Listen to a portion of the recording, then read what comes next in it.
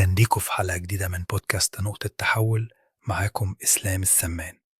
هنا بنحكي عن اللحظات اللي بتقلب حياتنا، لحظات ممكن تكون خسارة أو إدراك مفاجئ أو حتى تحدي كبير، لحظات بتخلي الإنسان يشوف نفسه والدنيا بمنظور جديد. النهاردة هنحكي قصة مريم، سيدة شابة كانت عايشة حياة مستقرة، لكنها اكتشفت إن الاستقرار ده كان مجرد قناع بيخبي حلمها الحقيقي. مريم في أواخر العشرينات كانت موظفة ناجحة في شركة كبيرة، شغلها كان مرموق، راتبها كويس، والكل كان بيحسدها على حياتها اللي تبدو مثالية. كانت بتشتغل ساعات طويلة، بتحضر اجتماعات، بتسافر، وبتحقق أهداف الشركة. بس جواها كان في صوت صغير بيقولها دي مش انتي.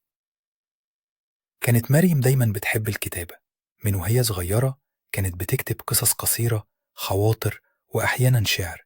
بس مع ضغوط الحياة الكتابة بقت مجرد ذكرى بعيدة. كل ما تفكر ترجع تكتب الأصوات حواليها كانت بتقولها ده مجرد هواية، مش هتعيش منها، أو الكتابة مش مهنة جدية. فاستسلمت للواقع ودفنت حلمها تحت كومة من الملفات والمواعيد. لحد يوم ما حصلت نقطة التحول. كانت مريم في اجتماع زي أي يوم عادي، بس فجأة جالها خبر زي الصاعقة. مديرتها اللي كانت بتعاملها زي أم تانية توفت بشكل مفاجئ. المديرة دي كانت دايما بتشجع مريم، بتقولها انت عندك موهبة، لازم تديها فرصة. بس مريم كانت بتأجل، بتقول لسه في وقت. لكن الخسارة دي خلتها تواجه الحقيقة، الوقت مش مضمون. في الليلة دي مريم فضلت سهرانة بتعيط وبتراجع حياتها.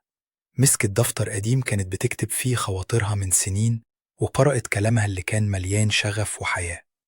سألت نفسها أنا مستنية إيه؟ لو مش دلوقتي إمتى؟ من اللحظة دي قررت مريم تعمل خطوة جريئة. بدأت تكتب تاني، بس المرة دي بجدية. بدأت تكتب قصصها وتنشرها على مدونة صغيرة. كانت خايفة بس متحمسة. كل يوم بعد شغلها كانت تقضي ساعات تكتب، تعدل وتتعلم. بدأت تحضر ورش كتابة وتتواصل مع كتاب تانيين. الطريق ما كانش سهل، كان في أيام حست فيها إنها بتضيع وقتها، وأصوات الناس حواليها كانت بتقول ليها ارجعي للأمان. بس مريم كانت مصممة. بعد سنة من العمل الجاد نشرت أول رواية ليها. ما كانتش بيست سيلر، لكنها كانت بداية. الناس بدأت تقرأ كلامها، تتأثر بيه وتشاركه. النهاردة مريم بقت كاتبة معروفة، تركت شغلها القديم وبقت عايشة من شغفها. بقت بتلهم ناس تانية تدور على أحلامها المدفونة. وكل ده بدأ بخسارة، لحظة خلتها توقف وتفكر أنا عايز أعيش حياتي إزاي؟ لو قصة مريم لمستك اعمل شير ولايك وسبسكرايب وفعل الجرس عشان ما يفوتكش ولا حلقة. شارك القصة مع حد ممكن يكون محتاج يسمعها. نقطة التحول ممكن تكون في أي لحظة، المهم إنك تدي نفسك فرصة تحلم.